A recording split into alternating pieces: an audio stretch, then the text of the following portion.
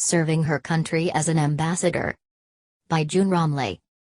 Dear readers, an audio version of this article is available below.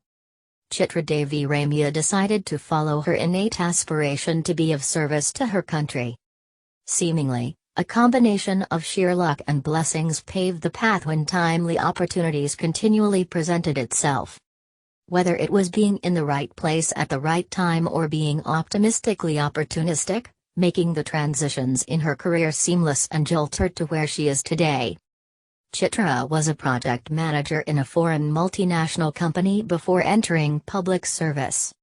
Despite the interesting job with wide-ranging exposure and a handsome salary, she decided to follow her heart and join the Malaysian civil service. Since I was a child, it felt good to help and impact lives and bring about positive change around me, she told dailystraits.com in a recent interview from Warsaw. As a child, I grew up watching my father help countless numbers of people in his capacity as a high court bailiff. He was my hero and I aspired to be like him. Understanding the passion of Chitra, who is the eldest of 6 children, her father dissuaded her to leave the corporate sector, as she had done well for herself. He consciously said, "There are no quick wins," explaining the contrasting realities between the private and government sectors, emphasizing the steep drop in salary, patience to endure the measured speed in promotions, high expectations in the job, resilience and long-term commitment required to rise in the civil service. Noticing how Chitra did not relent, her father thought it would be a good idea if Chitra met his then mentor, hoping he would echo his opinion.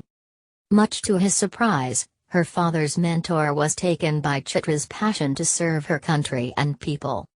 He asked her if she knew the salary scales in the government in contrast to the opportunities in the private sector. Chitra convinced him that money was not the key driver. Reassured by her spirit, her father's mentor arranged for the application forms and cautioned her about the waiting period in the government sector for the right opportunity. Heeding his advice, she decided to take the forms and head home to prepare for a long wait. Perhaps it was preordained, but merely 3 weeks later, Chitra spotted an advertisement for an opening and applied immediately.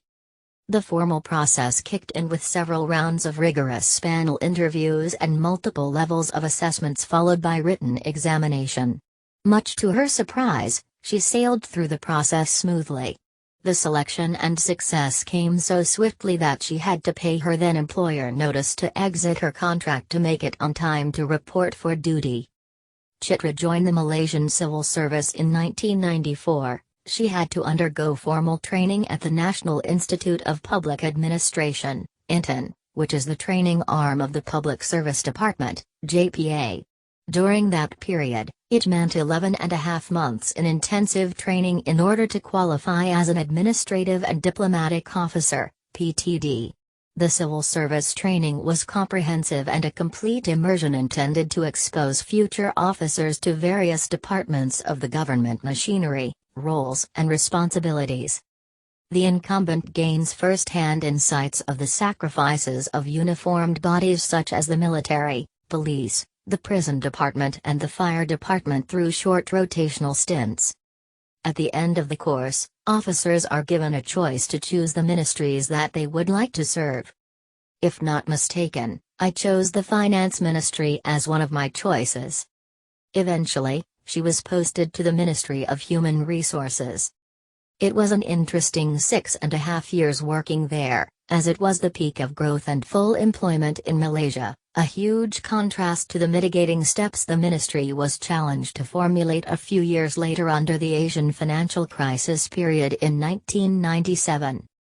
After the stint in Human Resources, Chitra was transferred to the Ministry of Works, where she was assigned to several notable projects, namely the 7th and 8th Malaysia Plan.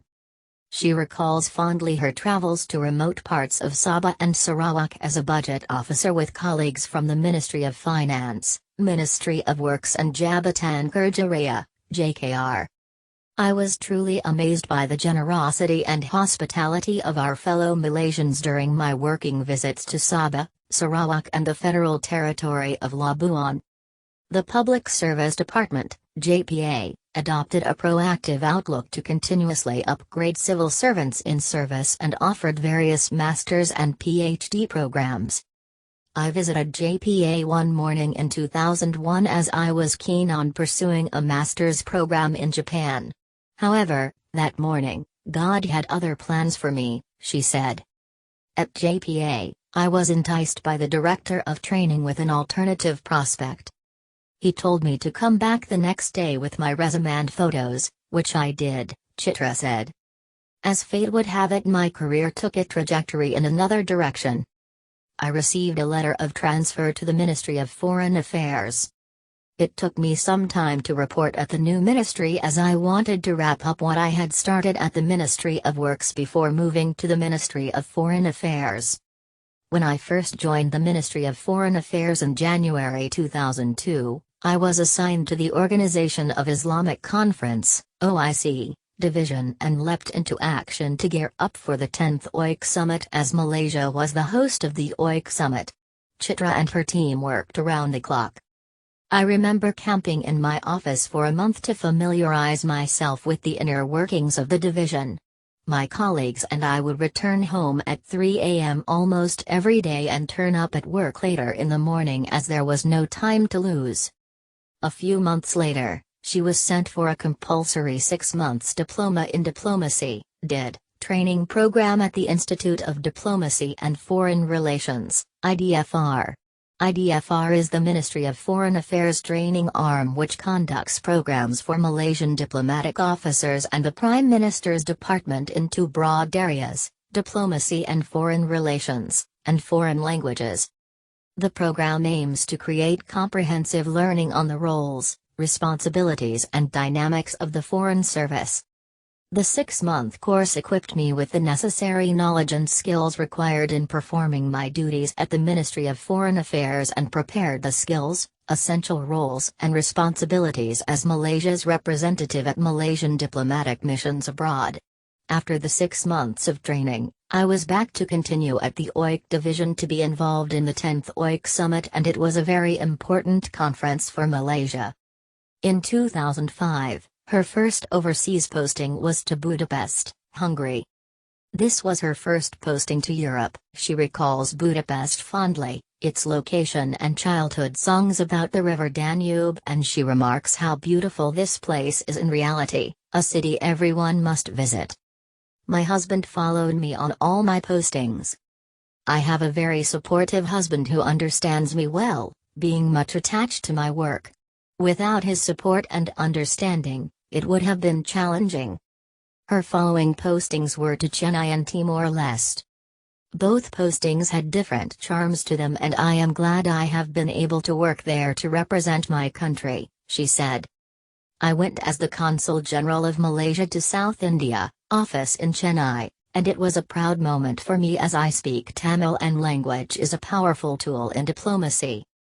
My linguistic proficiency offered me an advantage, and as a result, I received immense support from everyone, the state governments, local authorities, dignitaries, business circles and chambers of commerce, and the proud natives of Tamil Nadu.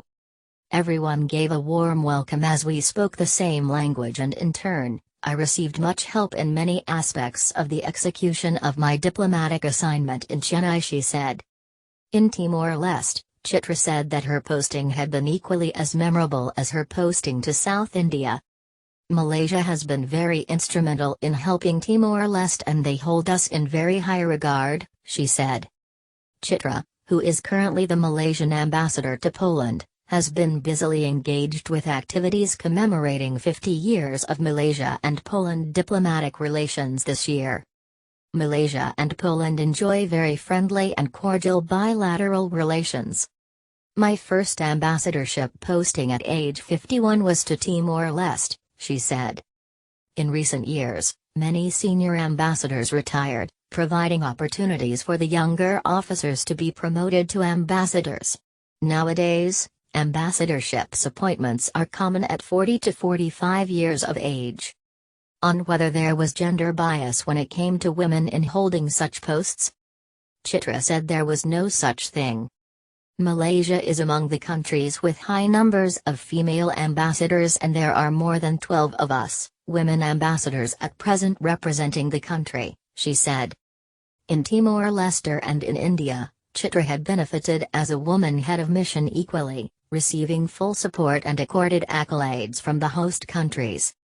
As long as you are a Malaysian below 50 years of age, you are eligible to join the civil service as a PTD officer and simply render your best. She shared that there are many reasons for one to choose a career in the civil service, representing the government and serving the people.